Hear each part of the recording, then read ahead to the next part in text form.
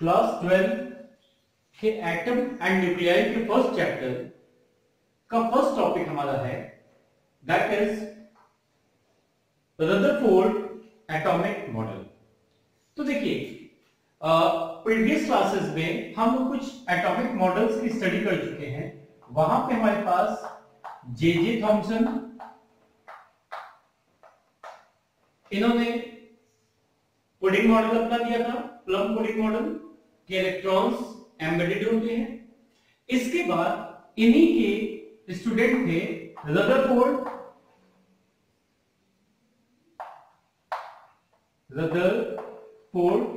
और इन्होंने अपना एक्सपेरिमेंट किया, अल्फा पार्टिकल स्कैटरिंग एक्सपेरिमेंट। अच्छा, उस अल्फा पार्टिकल एक्सपेरिमेंट से ये रिजल्ट नहीं पा रहे थे, एक्सपेरिमेंट बार बार कर रहे थे। उसके बाद उसी एक्सपेरिमेंट में गीगर एंड मार्सडेन, इन दोनों ने उसी एक्सपेरिमेंट को परफॉर्म किया और एक ऐसा रिजल्ट मार्सडेन ने ऑब्जर्व किया जिससे हमें यह पता चला कि न्यूक्लियस कहां होता है एटम के अंदर और उसकी क्या प्रॉपर्टीज होती है। तो हम स्टार्ट करते हैं। एक्चुअली हमारा ये रदरफोर्ड, गीगर एंड मार्सडेन, ये एक तरह से कलेक्टिव स्टडी हम इसकी करेंगे और नाम इसको हम गीगर मार्सडेन का देंगे, ठीक है। तो इनका देखिए, इनका जो एक्सपेरिमेंटल सेटअप था उसमें इन्होंने एक लेड चैम्बर लिया, लेड चैम्बर, और इसके अंदर इन्होंने एक सोर्स रखा और ये सोर्स है सोर्स ऑफ अल्फा पार्टिकल। ये कोई अल्फा पार्टिकल का सोर्स है। लेड चैम्बर में इसलिए इसको प्लेस किया क्योंकि लेड, ये जो रेडियो एक्टिव सब्सटेंस यहां पे रखा जिससे अल्फा पार्टिकल इमिट हो रहा है, तो उस रेडिएशंस को ये बाहर न जाने दे और उसको एब्जॉर्ब कर सके, ठीक है। इसलिए हम लेड का चैम्बर यहां पे बनाते हैं। अच्छा, इसके बाद देखिए, यहां से एक बहुत ही फाइन ओपनिंग इसमें दी गई।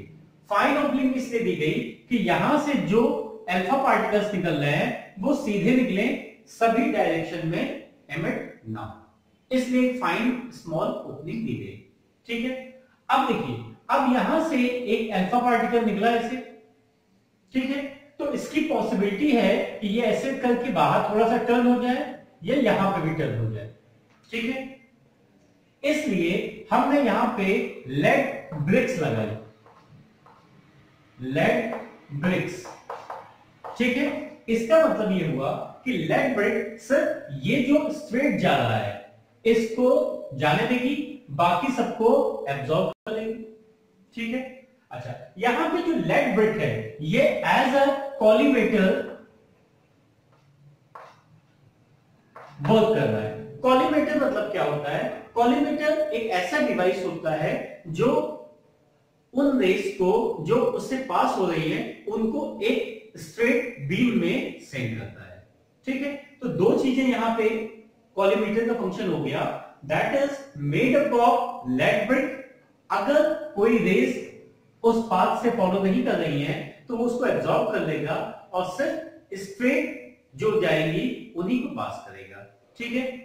इसके बाद यहां पे हमारा एक गोल्ड फॉयल हमने लिया, ये हमारे पास यहां पे आ गया गोल्ड फॉयल। अच्छा, गोल्ड फॉयल क्यों लिया गया इसका रीजन समझिए। गोल्ड का एटॉमिक नंबर 79 होता है, ठीक है, ओके। इसलिए एक रीजन ये हो गया कि एक बड़ा एटम हो गया ये। अच्छा, दूसरा क्या हो गया कि हमारे पास जो गोल्ड होता है, गोल्ड की मैलिएबिलिटी सबसे ज्यादा होती है। मैलिएबिलिटी का मतलब ये हो गया कि उसको हम शीट्स में ड्रॉ कर सकते हैं और सबसे ज्यादा हुआ इसका मतलब इसको बहुत ही फाइन शीट में हम ड्रॉ कर सकते हैं। एज कि इतना फाइन शीट में इसको ड्रॉ करेंगे कि जिससे हम ये कंसीडर करें कि ये सिर्फ एक एटम है, एक से अधिक एटम गोल्ड का ना हो, ठीक है, तो ये सारे एक्सपेरिमेंटल अरेंजमेंट हो गए। इसके बाद क्या किया गया, एक स्क्रीन यहां पे प्लेस की गई और इस स्क्रीन को जिंक सल्फाइड से कोट कर दिया गया। जिंक सल्फाइड से कोट करने का हमारा कारण ये था कि अगर कोई भी पार्टिकल यहां से आ रहा है और ये स्क्रीन है, ये यहां पे गया टकराया, हमें पता ही नहीं चला, ठीक है, क्योंकि एक तो पार्टिकल बहुत माइन्यूट है, वेलोसिटी भी ज्यादा हो सकती है, तो वो वहां पे गया टकराया और हमें नहीं दिखाई देगा, ठीक है। तो अब हम क्या कर रहे हैं कि इसको जब जिंक सल्फाइड से हमने स्क्रीन को कोट कर दिया, तो ये यहां से पार्टिकल निकलेगा, जैसे ही यहां पे टकराएगा एक सिंसिलेशन या फ्लैश क्रिएट होगा, जिससे हमें ये पता चल जाएगा कि कोई पार्टिकल वहां से जाके टकराया। इसलिए स्क्रीन को हमने जिंक सल्फाइड से कोट कर दिया। अच्छा, इसके बाद यहां पे हम डिटेक्टर के रूप में, ये हमारा है माइक्रोस्कोप, और इसका फंक्शन क्या है कि ये डिटेक्ट करेगा कि कोई पार्टिकल आया या नहीं आया, ठीक है। और ये पूरा अरेंजमेंट हमारा एक वैक्यूम चैम्बर में इसको हम रख देते हैं। तो ये तो एक्सपेरिमेंटल अरेंजमेंट हो गया। अब इसके बाद देखिए, यहां से जब एक्सपेरिमेंट स्टार्ट किया गया तो ये अल्फा पार्टिकल यहां से ऐसे गया, अल्फा पार्टिकल, और ये देखा गया कि ये अनडेविएटेड चला गया, ठीक है। दो तीन तरह के ऑब्जर्वेशंस हुए इसमें। पहला क्या देखा गया कि अल्फा पार्टिकल जो जा रहे हैं वो अनडेविएटेड चले गए, ठीक है। इसका मतलब अगर ये एक्सिस हम लेते हैं, ये एक्सिस है, और यहां से माइक्रोस्कोप को हम यहां पे रोटेट करके ले आते हैं, तो हमने देखा कि इनकी स्कैटरिंग लगभग ना के बराबर हुई है। इसका मतलब most of the alpha particles passed undeviated, उनका कोई भी डेविएशन नहीं हुआ। इसको हम ऐसे कह सकते हैं कि वो 0 डिग्री उनका डिफ्लेक्शन हुआ, मतलब जिस पाथ से गए उसी पाथ से। मोस्ट अल्फा पार्टिकल्स सफर नो डिफ्लेक्शन, ठीक है। अच्छा, उसके बाद क्या देखा उन्होंने ये देखा कि एवरी 8000 पार्टिकल्स में एक पार्टिकल ऐसा है विच सफर्स, जो डिफ्लेक्शन हो रहा है ग्रेटर देन 90 डिग्री, इनका डिफ्लेक्शन 90 डिग्री से ज्यादा हो रहा है, ठीक है। एक ऑब्जर्वेशन ये किया, रदरफोर्ड का ऑब्जर्वेशन नहीं तक जा रहा था, इसके बाद की चीज को वो ऑब्जर्व नहीं कर पा रहे थे। अच्छा, इसी एक्सपेरिमेंट को कैरी करते हुए मार्सडन ने क्या किया, उन्होंने भी इस एक्सपेरिमेंट को परफॉर्म किया और उन्होंने ये देखा कि बहुत कम पार्टिकल्स, या एकदम ना के बराबर कह लीजिए, कि ऐसे एक्सपेरिमेंट में एक ऐसा पार्टिकल ने मिला जिसका डिफ्लेक्शन, जैसे ये हमारा गोल्ड फॉइल है, ये डिफ्लेक्शन इनका क्या हुआ, ये यहां से अल्फा पार्टिकल गया और ये वापस आ गया, ठीक है। तो यहां पे इनको एक ऐसा पार्टिकल मिला जिसका डिफ्लेक्शन क्या हुआ, deflection means theta is around 180 degree. इसका मतलब क्या हुआ कि वो रिफ्लेक्ट होके बैक आ गया। यही मेन ऑब्जर्वेशन था जिसके बेसिस पे न्यूक्लियस के बारे में बताया गया। तो अब देखिए, इनका जो ऑब्जर्वेशन था उसको अगर हम एक्सप्लेन करने की कोशिश करें, तो इन्होंने कहा कि अगर सपोज कीजिए कि हमारे पास कोई ऐसी चीज है, ठीक है, इनका ऑब्जर्वेशन ये था कि ये हमारे पास, अगर मान लीजिए ये कोई एटम है, ठीक है, तो ये अल्फा पार्टिकल अनडिफ्लेक्टेड, ये अनडिफ्लेक्टेड, ये अनडिफ्लेक्टेड, ये अनडिफ्लेक्टेड, ये कुछ गए थोड़ा सा डिफ्लेक्शन हुआ इनका, ये गए थोड़ा सा डिफ्लेक्शन हुआ। इस तरह के ऑब्जर्वेशंस इन्हें मिल रहे थे, लेकिन एक ऑब्जर्वेशन ये मिला कि ये पार्टिकल जब गया ऐसे, तो ये वापस इसी पाथ से आ गया, 180 का डिफ्लेक्शन हो गया।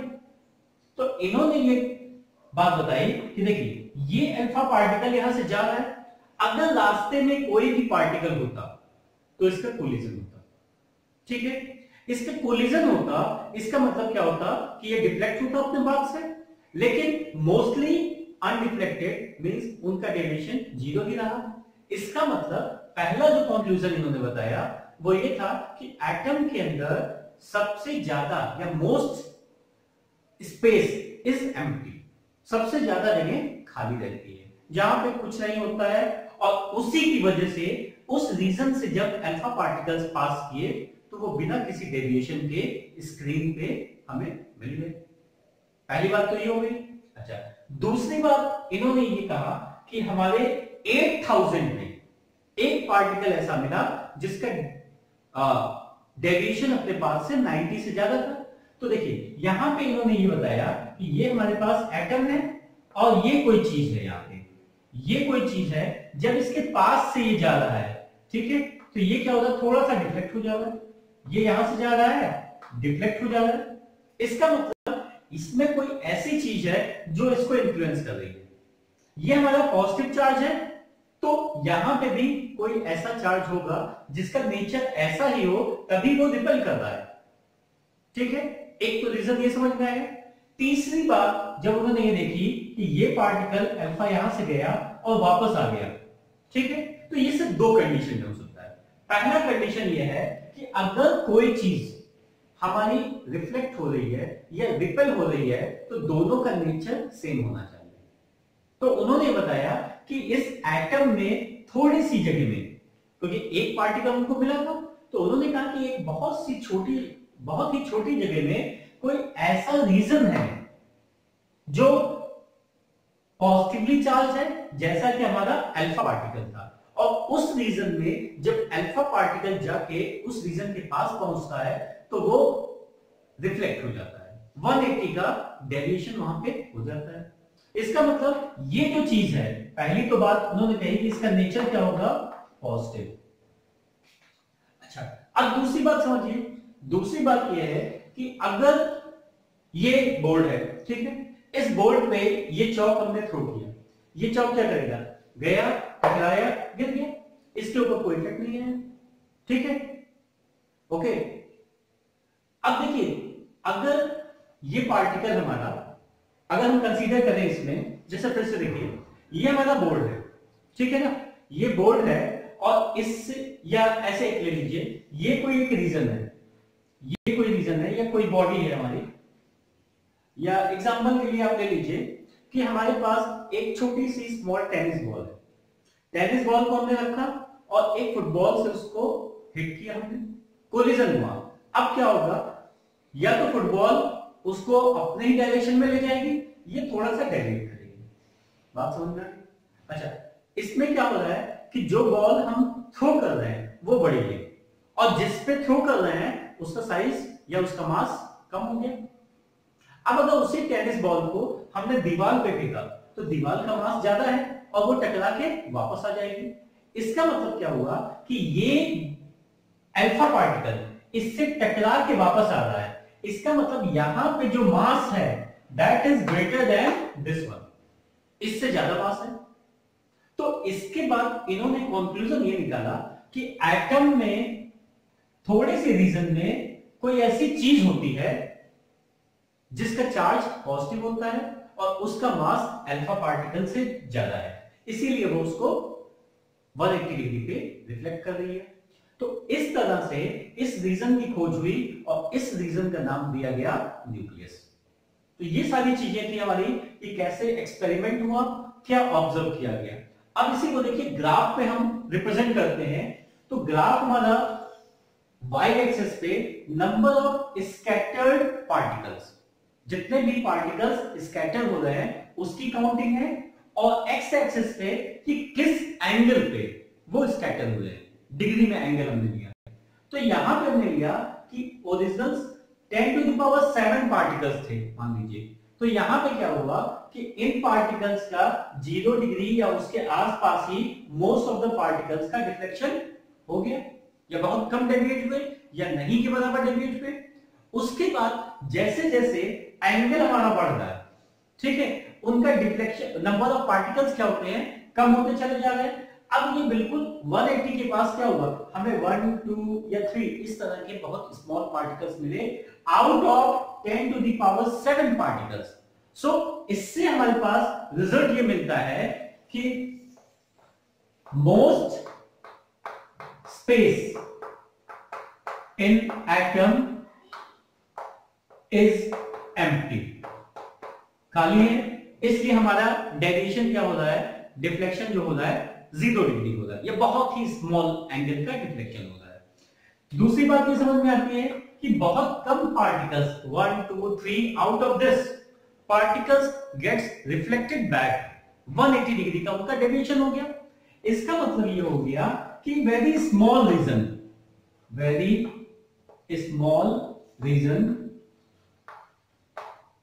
in an atom